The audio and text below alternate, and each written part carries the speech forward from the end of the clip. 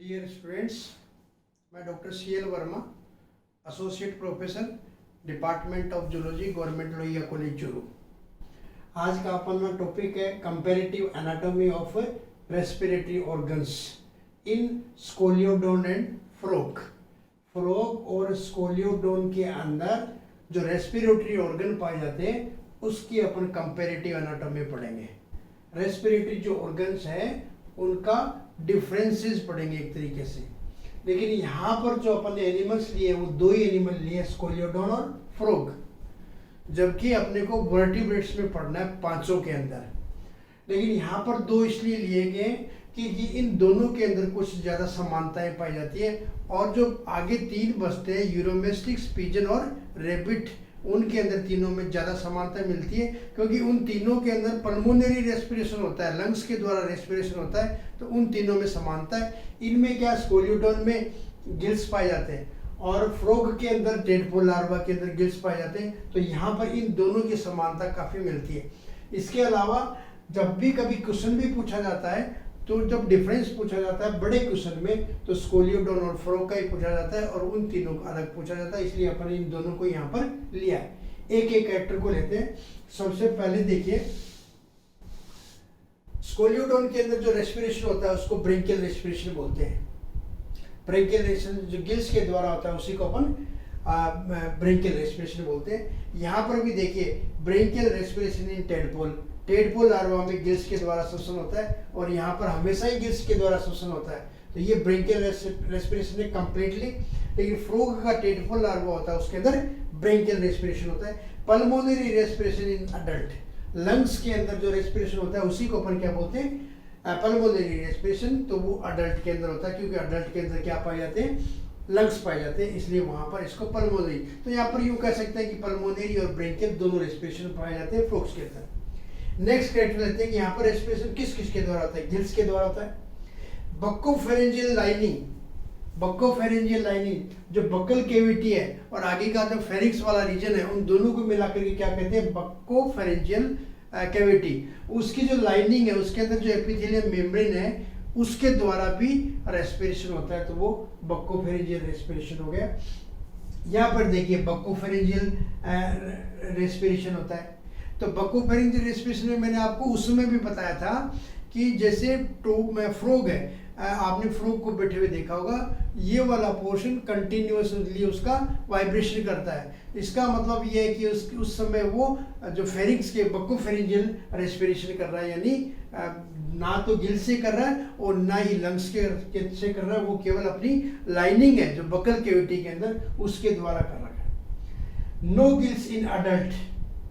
यहाँ पर देखिए तीसरा character, 5 pair of internal gill. Scoliodon के अंदर जो गिल्स होते हैं वो केवल इंटरनल गिल होते हैं, और वो बाहर जो खुले हुए दिखाई देते हैं वो होती है गिल स्लिट्स। गिल स्लिट्स के द्वारा वो बाहर अपने को छिद्र दिखाई देते हैं। 5 पेयर दिखाते हैं, क्योंकि 5 पेयर इंटरनल गिल है। बाहर क्या उनके केवल पोर्स पाए जाते हैं, छिद्र पाए जाते हैं, तो वो होती है गिल स्लिट्स। यहाँ पर देखिए no gills in adult, adult के अंदर तो गिल्स होते ही नहीं, ये तो उस पर। फिर देखिए 3 pair of external Gill. Tadpole larva के अंदर अपन देखते हैं, जो टेडपोल लार्वा की भी अर्ली स्टेज होती है उसमें क्या होते हैं, 3 पेयर ऑफ एक्सटर्नल गिल होते हैं।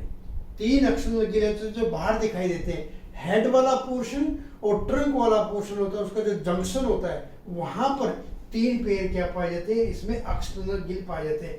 लेकिन उस टेडपोल लार्वा की जो लेटर स्टेज होती है वो क्या करती है कि उसमें इंटरनल गिल पाए जाते हैं। वहां पर फिर एक्सटर्नल गिल नहीं है, केवल इंटरनल गिल्स पाए जाते हैं, तो वो रिप्लेस हो जाते हैं लेट टेडपोल अवस्था के अंदर। नेक्स्ट देखिए, यहाँ पर अपन लिखा है ट्रेक। ट्रेक का मतलब यह है रेस्पिरेटरी ट्रेक। देखिए माउथ के थ्रू होता है। यहाँ पर नोस्ट्रिल है बट वो रेस्पिरेशन में काम नहीं आते हैं, क्योंकि नेजल चेम्बर अपने आप में बंद है, आगे उसमें कोई इंटरनल नोस्ट्रिल नहीं होता है। इसलिए यहाँ पर जो ट्रैक है वो माउथ के द्वारा, स्कोलियोडोन में वायु माउथ के द्वारा ली जाती है। वो माउथ से किस में प्रवेश करती है, बक्कल केविटी में। और बक्कल केविटी के बाद में अगर आपको डायग्राम ध्यान आ रहा है तो फेरिंग्स खुलती है, और फेरिंग्स में इंटरनल ब्रेंकियल अपर्चर खुलते हैं।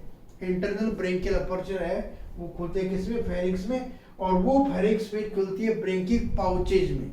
जब अपन ने एरोटिक आर्चेज बताया था, पढ़ाया था, उस समय भी बताया था कि ब्रेंकियल पाउचेज होते हैं, ठीक है। और वो पाउचेज बाद में एक्सटर्नल ब्रेंकियल अपर्चर के द्वारा बाहर खुलते हैं, जिसको अपन गिल स्लिट्स बोलते हैं। तो ये इसका जो है रेस्पिरेटरी ट्रैक्ट होता है। फ्रॉग के अंदर देखिए एक्सटर्नल नोस्ट्रिल है, बाह्य नासा छिद्र पाए जाते हैं फ्रॉग के अंदर, स्नाउट के आगे। नेजल चेंबर में खुलते हैं, नासाकोश होता है। नासाकोश में आगे की साइड में छिद्र होते हैं, जिसको अंतर नासा छिद्र या इंटरनल नेयर्स बोलते हैं, वो उसके द्वारा खुलते हैं। फिर वो खुलते हैं बक्कोफेरेंजियल कैविटी में। यहाँ पर क्या है, बक्कोफेरेंजियल कैविटी है, मतलब बक्कल कैविटी और फेरिंक्स की डिमार्केशन नहीं है कि कहाँ बक्कल कैविटी खत्म हो गई और कहाँ फेरिंक्स शुरू हो गई, तो उसको अपन क्या करें, बक्कोफेरेंजियल कैविटी। उसके बाद में जब लंग्स है एडल्ट में तो ग्लोटिस भी है। ग्लोटिस फ्रॉग में है, इसमें यहाँ स्कोलिडोन में नहीं है। फ्रॉग और फ्रॉग से आगे क्या पाए जाते हैं, ग्लोटिस सब में मिलेगा, लेकिन एपिग्लोटिस है वो केवल जो उसको ढकने का काम करता है, वो रेबिट में होता है। तो यहाँ पे ग्लोटिस है, और ग्लोटिस के बाद में क्या है, लेरिंगोट्रेकियल चेंबर। लेरिंगोट्रेकियल चेंबर का मतलब जैसे